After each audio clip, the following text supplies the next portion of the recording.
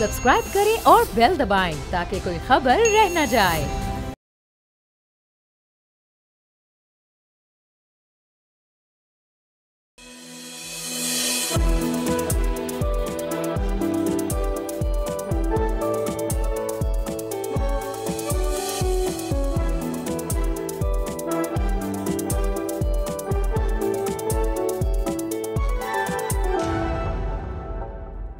अस्सलाम वालेकुम and a very good morning नाजरीन। प्रोग्राम फ्रंट पेज के साथ मैं हूं आपका होस्ट मोइज़ुर रहमान और मैं हूं अरीबा फातिमा और आप देख रहे हैं बोल न्यूज़ पे पाकिस्तान का सबसे मुनफरिद और दिलचस्प शो, जहां आप जान सकेंगे दुनिया भर में होने वाली अहम खबरें और उन पर हम लेंगे माहिरीन की राय, तज्जिए और तबसरे। यही नहीं, इसके साथ हम आपके लिए दुनिया भर से वो मालूमात लाएंगे जो आप जानना चाहते हैं। तो बढ़ते हैं अपनी स्टोरी की तरफ। और आज प्रोग्राम का आगाज करते हैं खेलों की दुनिया से। और अगर आप समझ रहे हैं कि हम बात करेंगे क्रिकेट की, तो बिल्कुल भी नहीं, क्योंकि हम आज खेलों की दुनिया से लाए हैं खुशखबरी। नाजरीन, आपको बताते चले कि पाकिस्तान ने एक और मैदान में भारतीय खिलाड़ी को शिकस्त दे दी है।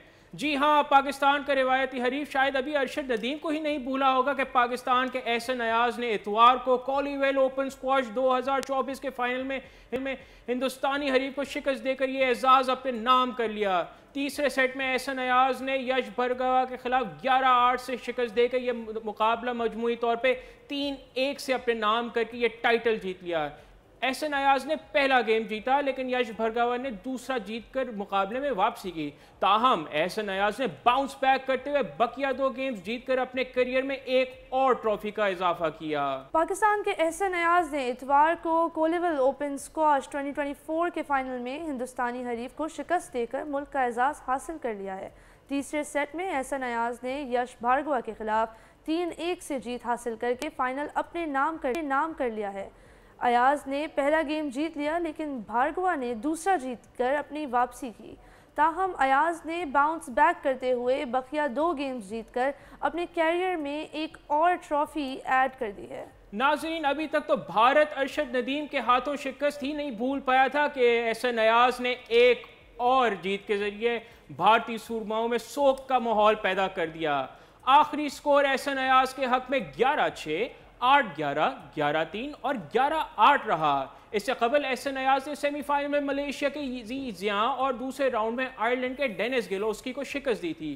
पूरे टूर्नामेंट में अल्हम्दुलिल्लाह एहसन अयाज एक भी मैच नहीं हारे। अपनी इंजरी से वापस के बाद एहसन का ये 5वां टाइटल है। मजमूई तौर पे उन्होंने अपने करियर में 9 बड़े बैनुल-अक़वामी टाइटल्स जीते हैं। इसलिए यह खबर यकीनी तौर पे माजी में स्क्वॉश में पाकिस्तान के गलबे की याद ताज़ा कर देती हैं। एहसन ने 2016 में वर्ल्ड जूनियर टीम चैंपियनशिप भी जीती थी, जहां पाकिस्तान के लिए उन्होंने टाइटल 8 साल के वक्फे के बाद जीता। बिल्कुल, अयाज की वजह से अब हम सब के दिल में बैनुल-अक़वामी आइकॉन्स जहांगीर खान और जानशेर खान की क़यादत में स्क्वॉश में पाकिस्तान के शानदार कारकर्दगी के सुनहरे दिन की यादें ताज़ा हो गई हैं। ऐसा लगता है कि अयाज इसी लेगेसी के वारिस हैं जो पाकिस्तान का नाम स्क्वॉश की दुनिया में भरपूर तरीके से रोशन करेंगे। एक मीडिया इंटरव्यू में एहसन अयाज ने अपनी तरजीहात का जिक्र करते हुए कहा कि इस वक्त उनकी तरजीह अपनी आलमी दर्जा बंदी में बेहतरी लाना है और आलमी टॉप 10 में शामिल होना है, जो ना सिर्फ एक ज़ाती रिकॉर्ड होगा बल्कि पूरी पाकिस्तानी कौम के लिए एक कारनामा होगा। अभी करंटली वो टॉप 200 में शामिल हैं, जो किसी ऐसे नौजवान के लिए एक हैरत अंगेज़ अचीवमेंट है। लेकिन मैं नाज़रीन को बताऊं कि एहसन अपने करियर में टॉप 100 में भी जगह बना चुके हैं और वो उनका करियर बेस्ट 76 रहा है। इस कारकर्दगी को सेलिब्रेट करने के लिए हमने दावत दी है एहसन अयाज को हमारे प्रोग्राम में शामिल। तो एहसन हमारे साथ all the way from Texas हैं। Thank you so much for joining us on the show, Ehsan, and many congratulations to you on this amazing achievement. Thank you so much for having me on the show, and बहुत शुक्रिया कि आप लोगों ने मुझे invite किया. Thank you so much. अस्सलाम वालेकुम Ehsan, it's very nice to have you on the show. I hope कि आपको हमने ज़्यादा तकलीफ़ नहीं दी होगी। I'm sure कि आपके आसपास बहुत ज़्यादा मीडिया के लोग घूम रहे होंगे और आपसे बात करना चाहते हैं, तो बहुत हम खुश नसीब हैं कि आपने हमें अपना वक्त दिया। तो पहले सवाल की तरफ चलते हैं। मैं आपसे पूछना चाहती थी कि अगर आप थोड़ा सा अपना अर्ली करियर के बारे में इंट्रोडक्शन दें और हमें बताएं कि स्क्वॉश ही आपने क्यों चुना। स्क्वॉश असल में जो है वो क्योंकि पाकिस्तान में स्क्वॉश को जो है एयरफोर्स देखती है, اور میرے بابا جو ہیں وہ بھی ایئر فورس میں تھے، اور میں پھر میری جتنی بھی جو ارلی ایجوکیشن ہے وہ ساری میں نے ایئر فورس اسکول سے کی ہے. تو اسکواش کورٹس جو ہیں وہ ایئر فورس ایریا کے اندر تھے. تو that was one of the reason کہ لائک میں نے جو ہے اسکواش وہاں سے اسٹارٹ کی. بابا نے کہا like I just started as a healthy activity. تو پھر اس کے بعد لائک مجھے پتہ نہیں تھا کہ I will end up being a professional player. تو میں 9 سال کا تھا جب میں نے اسکواش اسٹارٹ کی تھی. Excellent Essen, and I must credit you جس طرح آپ نے محنت کر کے اوپر پہنچے. اور آبویسلی ہر کامیابی کے ساتھ اسٹرگلز ہوتی ہیں، اسپیشلی آپ کے انجری اسٹرگلز ریسنٹلی زیادہ رہے، لیکن یہ کافی ریمارکیبل اچیومنٹ ہے کہ انجری کے باوجود آپ ہمت نہیں ہارے. اس کے بعد آپ نے ماشاءاللہ 5 ٹائٹلز جیتے. اور میں ناظرین کو بتاؤں جس طرح ایس این نے سیمی فائنل میں کم بیک کیا، وہ 2 گیمز سے جو ہے ہار رہے تھے ملیشیا کے حریف کے بعد، لیکن انہوں نے یک طرفہ 3 گیمز ہرا کے جس طرح سیمی فائنل اپنے نام کیا ہے. اس سے واقعی میں پتہ چلتا ہے کہ ان کی کافی موٹیویشن ہے دیٹ ڈرائیوز ہم ٹورڈز اسکواش. تو ایسن آپ بتائیں گے کہ what was actually that motivation that actually drove you to come back from injury, اور جس طرح آپ نے ماشاءاللہ سیمی فائنل میں کم بیک کیا؟ جی سب سے پہلے تو میں اللہ تعالیٰ کا جو ہے لاکھ لاکھ شکر ادا کرتا ہوں کہ انہوں نے جو ہے لائک مجھے اس ٹائٹل سے نوازا یہاں پہ یو ایس میں. اس ایونٹ کے لیے جو ہے میں تقریباً کچھ 4 مہینے سے کافی like day in day out جو ہے میری ہارڈ ورک جو ہے وہ جاری تھی. اور میں ڈیلی بیسس پہ لائک 2 سیشنز جو ہے لائک ٹریننگ کے میرے چل رہے تھے. میرا through out the whole tournament جو ہے سیمی فائنل جو ہے واقعی میں ایک ملیشین پلیئر کے ساتھ لائک کافی ٹف رہا ہے. اور میں 2 سیٹس ڈاؤن تھا اور اس کے بعد 10-9 میچ بال ڈاؤن تھا. If I would have lose 1 point میں ٹورنامنٹ سے باہر تھا. واو. تو وہ پوائنٹ لے کے اور وہ گیم سم ہاؤ آئی وون دیٹ گیم. پھر اس کے بعد جب میں باہر آیا تو آئی واز لائک کہ I need to change the plan, کیونکہ میرے ایک پروفیشنل پلیئر جب بھی کورٹ میں جاتا ہے تو there must be like plan A اور پلان بی. اگر آپ کا پلان اے کام نہیں کر رہا تو آپ کو لائک سوئچ کرنا ہے کہ مطلب کسی نہ کسی طریقے سے لائک میں اپنے پلان بی پہ جاؤں اف اٹس ورکنگ اور ناٹ. تو جب میں نے پلان بی اسٹارٹ کیا تو تب مجھے تھوڑا سا پتہ لگا کہ ہاں لائک اب میں اس کو پکڑ سکتا ہوں, but I need to do an extra push. تو اس کے بعد جو ہے پھر لائک میں 3rd گیم جیتا and then 4th and 5th game الحمدللہ سے میں absolutely amazing. That is absolutely amazing. Actually that reminds me, ایک دفعہ میں ومبلڈن کا فائنل نوواک جوکووچ چیمپئن شپ فیڈرر کے اگینسٹ کا فائنل تھا اور فیڈرر چیمپئن شپ پوائنٹ پہ تھے اور جوکووچ نے وہ چیمپئن شپ پوائنٹ ڈیفینڈ کیا اور اس کے بعد انہوں نے پورا ومبلڈن فائنل اپنے نام کر لیا. So that actually your story reminds me of that and I truly appreciate you for what you did. بالکل ایسن, ایسا لگ رہا ہے کہ آپ نے بہت زیادہ ریزیلینس سے کام لیا ہے اور ایک اسٹریٹجک ایتھلیٹکشپ اسپورٹس مین شپ دکھائی ہے. تو میں آپ سے نیکسٹ سوال پوچھنا چاہ رہی تھی کہ آپ کو پتہ ہوگا پیڈل ٹینس کافی مشہور ہو رہا تھا ریسنٹلی اور کافی لوگوں کا رجحان پیڈل کی طرف جا رہا تھا, لیکن اب آپ کی اس جیت کے بعد دوبارہ لوگوں نے اسکواش کی باتیں کرنا شروع کر دی ہیں. تو آپ کو لگتا ہے کہ کنسیڈرنگ دا فیکٹ کہ 2024 میں ہمیں اسپورٹس کے حوالے سے کافی اچیومنٹس ملی ہیں as a country, Arshad Nadeem کو بھی گولڈ میڈل ملا ہے اور آپ نے بھی ورلڈ چیمپئن شپ جیتی ہے, تو آپ کو لگتا ہے کہ کیا اسپورٹس کی پاکستان میں واپسی جو ہے اب ہوگی اور کرکٹ سے ہٹ کے بھی لوگ ادر ریکٹ اسپورٹس کی طرف جائیں گے؟ جی بالکل. لائک ابھی جو ہے لائک میں دیکھ رہا ہوں کہ ماشاء اللہ سے پاکستان میں ڈفرینٹ اسپورٹس میں جو ہے ادر دین کرکٹ جو ہے کافی ریزلٹس آ رہے ہیں. اور میں خود ابھی کل جو ہے جیسے کہ آپ لوگوں نے مینشن کیا, میں کل انڈیا کے حریف کو جو ہے مطلب فائنل میں جیتا ہوں 3-1 سے. اور یہ ہے کہ مطلب ریکٹ اسپورٹس جو ہے مطلب آبویسلی ادر دین کرکٹ اگر ہم پاکستان میں اسپورٹس پہ دھیان دیں تو I mean we have a lot of talent. تو یہ ہے کہ مطلب پاکستان گورنمنٹ کو جو ہے لائک باقی پلیئرس پہ تھوڑا سا دھیان دینا چاہیے. اور آئی مین آئی ہیو سین کہ جیسے ارشد کو جو ہے لائک انہوں نے لائک ماشاء اللہ سے I mean I really respect him like I know him very well. माशाल्लाह से जैसे अरशद को सपोर्ट किया है, तो अगर इस तरह बाकी एथलीट्स को भी, डिफरेंट स्पोर्ट्स के एथलीट्स को, it's not about only racket sports, but अगर जितना भी टैलेंट हमारे पाकिस्तान में है, मतलब अगर उनको अदर दैन क्रिकेट उनको सपोर्ट किया जाए तो प्रॉबली हमारे ओलंपिक्स में एक नहीं बल्कि बहुत सारे मेडल्स आ सकते हैं। बिल्कुल। अभी 2028 LA ओलंपिक्स में जो है इंशाल्लाह उम्मीद है कि मतलब इंशाल्लाह मैं उसकी प्रिपरेशन अभी जारी है, तो होपफुली इंशाल्लाह। बिल्कुल एहसन, बहुत मुबारक हो आपको अपनी जीत पर, और हम उम्मीद करते हैं कि आप एक ओलंपिक विक्ट्री भी पाकिस्तान के लिए लेकर आएंगे।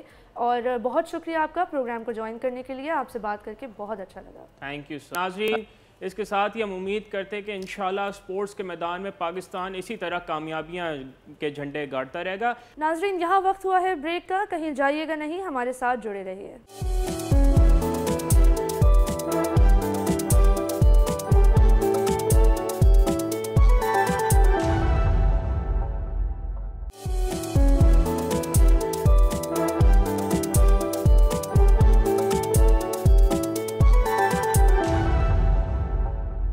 Welcome back to front page. अब बढ़ते हैं अपनी अगली स्टोरी की जानिब। अब आपको लेकर चलेंगे Germany. Extremist right wing party alternative for Germany AFD Germany में सूबाई इंतखाबात में 32.8% वोट्स हासिल करते हुए कामयाब हो गई है। तमाम वोटों की गिनती के बाद इब्तदाई नताइज ज़ाहिर हुए।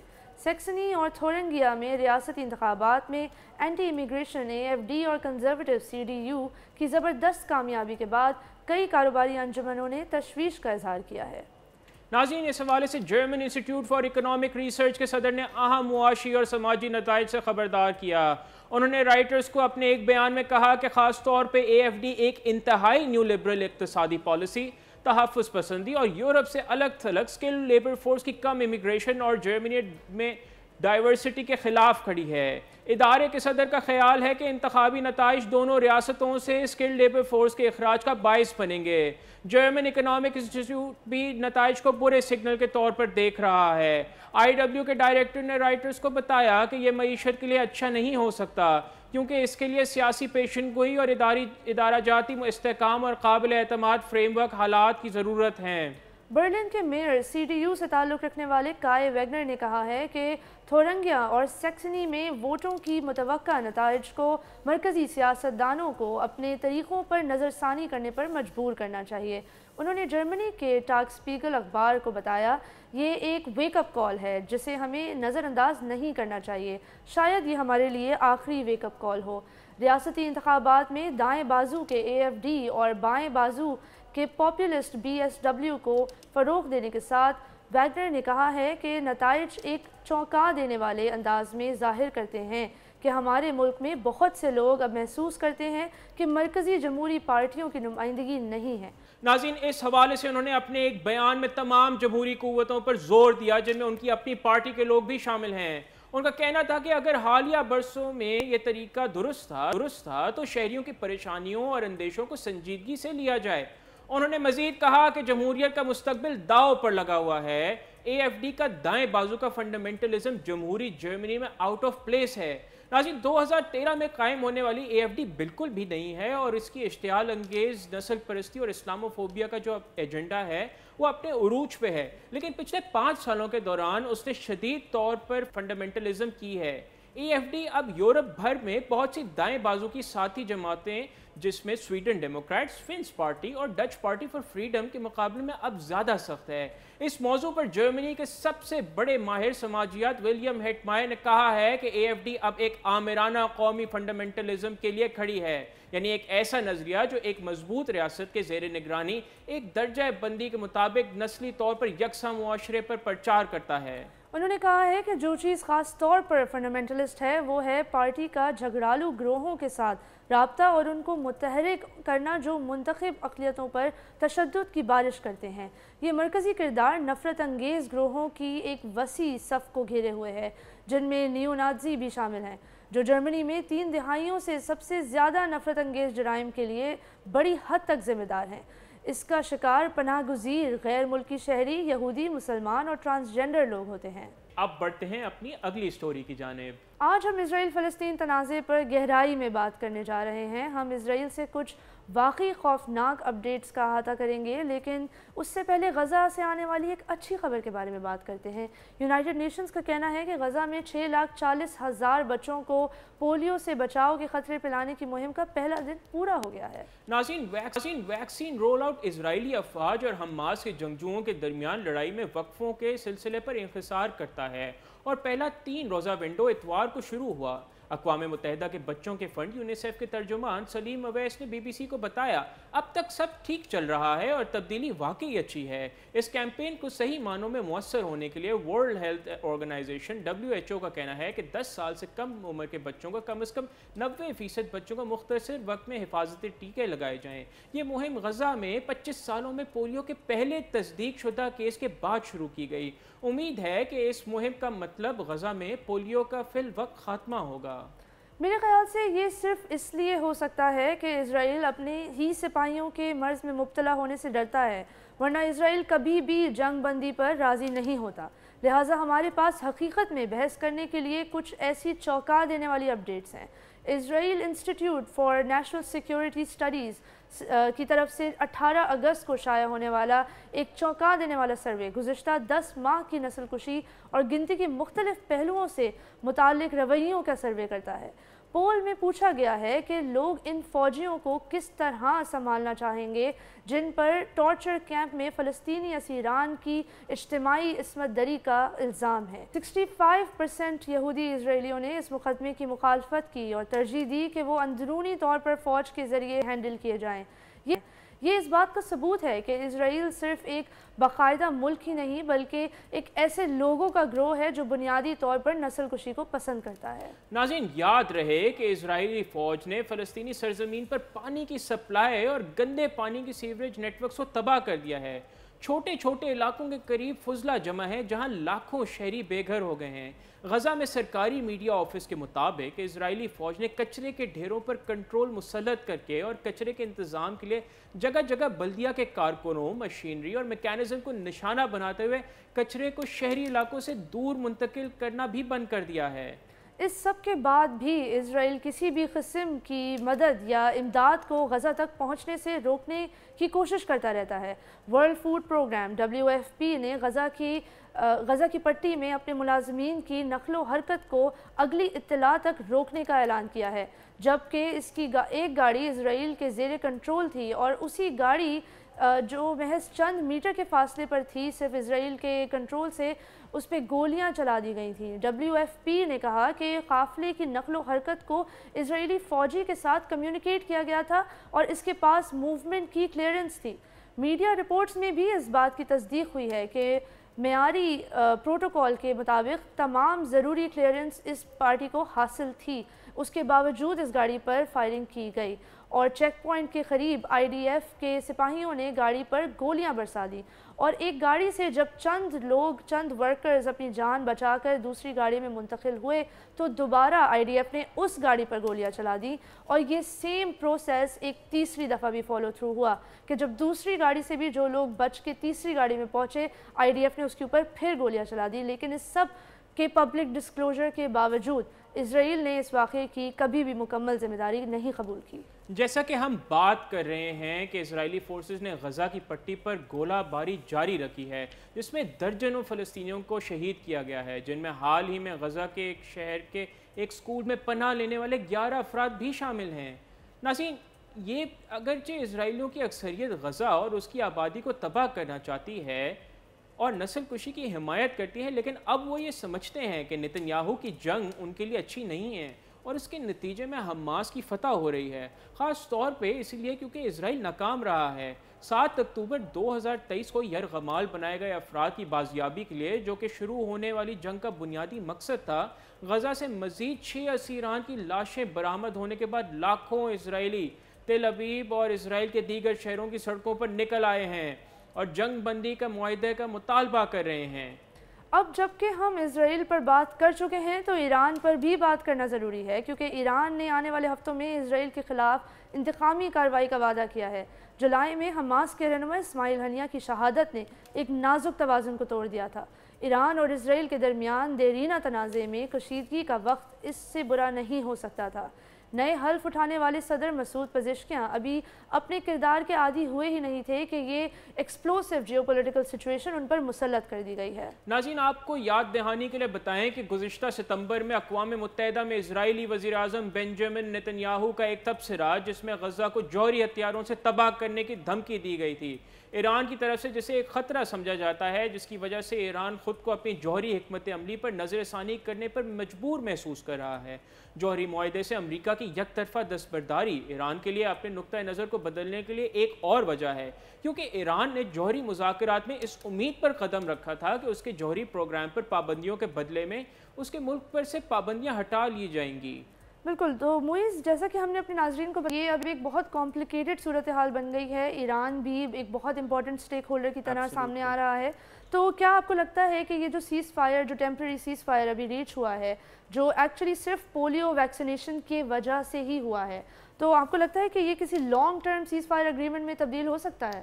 دیکھیں، انفارچونیٹلی اریبہ، ہم سب چاہتے تو ہیں کہ یہ لانگ ٹرم اور ایک سسٹینیبل سیز فائر کا معاہدہ، لیکن میں آپ کو آنیسٹلی بتاؤں، مجھے کوئی اس میں اسرائیل کی نیک نیتی نظر نہیں آتی، and to be very honest یہ ایک ٹیمپرری سیز فائر کا معاہدہ ہے جس کے کچھ رپورٹس کے مطابق اسرائیل نے خلاف ورزی بھی کی ہے، اور اس میں یہ کوئی پوائنٹ آف پیس کی وجہ سے نہیں ہوا، بلکہ اسرائیل کی ایک خود سری یا سیلفشنس کو کہیں کہ وہ اپنے آپ کو پولیو وائرس سے بچا رہے ہیں، تو شاید اس کی وجہ سے انہوں نے کہا کہ کچھ دن تک بمباری روک دیتے ہیں، لیکن اسرائیل کے کہیں مجھے یہ نیت نہیں نظر آتی کہ وہ سیز فائر کی طرف بڑھنا چاہتے ہیں۔ بالکل صحیح کہہ رہے ہیں آپ، مجھے بھی کچھ ایسا ہی لگ رہا ہے۔ میں سوری آپ کی بات کو میں نے کاٹا، لیکن اب ہم نے ایران کا ذکر کیا، غزہ کا ذکر کیا، اور ہم نے اسرائیل کو آبویسلی ذکر کیا، ہم اس سب میں جو سب سے بڑا پلیئر ہے امریکہ، اس کا ذکر کرنا کیسے بھول سکتے ہیں؟ تو میں نے آپ سے بالکل I want to throw a question to you, اس سب کا اثر امریکی صدارتی انتخابات پر کیسے پڑے گا؟ معیز، آئی تھنک سب سے پہلے تو ناظرین کو یہ بتانا ضروری ہے کہ اس ٹیمپرری سیز فائر کے باوجود ایک بہت بڑا مسئلہ سامنے آیا ہے کہ اسرائیلی اسٹرائک میں کچھ امریکن ایڈ ورکرز شہید ہوئے ہیں، اور جس کے جواب میں امریکہ نے اسرائیل کو تنبیہ تو دی ہے، لیکن اس کا مطلب ہے کہ اس سے بہت زیادہ سیویئر امپیکٹ ان کے US الیکشن پہ آئے گا۔ وہ اس لیے کیونکہ کمالا ہیرس کا اس وقت جو سیونگ گریس ہے وہ یہ ہے کہ 80% ڈیموکریٹس چاہتے ہیں کہ کمالا ہیرس جینوسائیڈ کو روک دیں اور اسرائیل کو ویپنز ٹرانسفر کرنا بند کر دیں، لیکن کمالا ہیرس جو کہ ہم پہلے ہی بتا چکے اپنے پروگرام میں، جو کہ ایک کافی بھاری رقم اسرائیلی لابی سے لے چکی ہیں، اب وہ اس رد عمل کو سپورٹ نہیں کر سکتی، اور obviously it doesn't make sense کہ وہ اچانک سے اگینسٹ جینوسائیڈ ہو جائیں، اسی لیے کافی بڑا چانس ہے کہ کمالا ہیرس نہیں جیتیں گی یہ امریکن انتخابات، کیونکہ جو ان کی ووٹر بیس کے سب سے بڑے ڈیمانڈز ہیں وہ ان کو میٹ کرنا نہیں چاہتی۔ اس کے علاوہ ہمیں یہ بھی دیکھنا ہوگا کہ US الیکشن کی وجہ سے اسپیسیفکلی، اور دا فیکٹ کہ اسرائیل غزہ کا مسئلہ ابھی بالکل US الیکشن کے ساتھ چل رہا ہے، اس نے فورس کیا ہے پوری دنیا کو دو سائڈز میں سے کچھ ایک پک کرنے کو، کہ یا تو آپ اسرائیل کے سپورٹ کریں یا آپ فلسطین کے ساتھ دیں، نہ تو کسی کو نیوٹرل ہونے کی اجازت ہے اور نہ ہی کسی کو کھل کے اسرائیل پر تنقید کرنے کی اجازت ہے اگر وہ یونائٹڈ اسٹیٹس آف امریکہ کو اپنا حامی رکھنا چاہتا ہے۔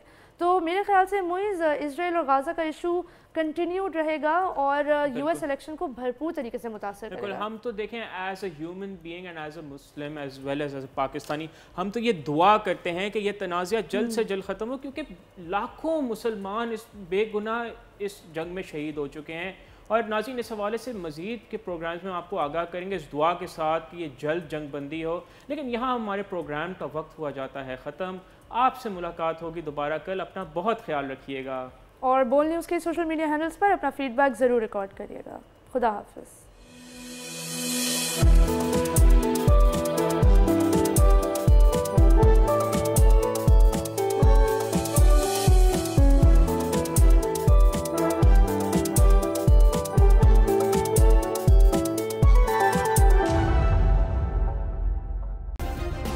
سبسکرائب کریں اور بیل دبائیں تاکہ کوئی خبر رہ نہ جائے۔